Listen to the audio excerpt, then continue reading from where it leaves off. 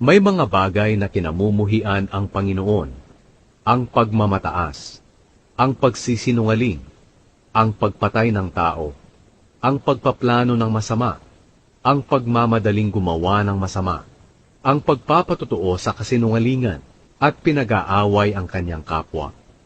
Anak, sundin mo ang itinuturo at iniuutos ng iyong mga magulang.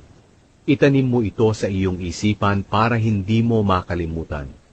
Ito ang magpapatnubay, mag-iingat at magpapaalala sa iyong pamumuhay, kahit ano pa ang iyong ginagawa.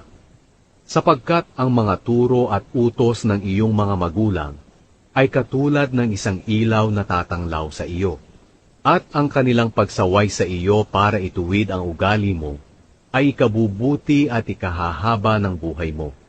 Ilalayo ka rin ito sa masamang babaeng nakakaakit ang pananalita,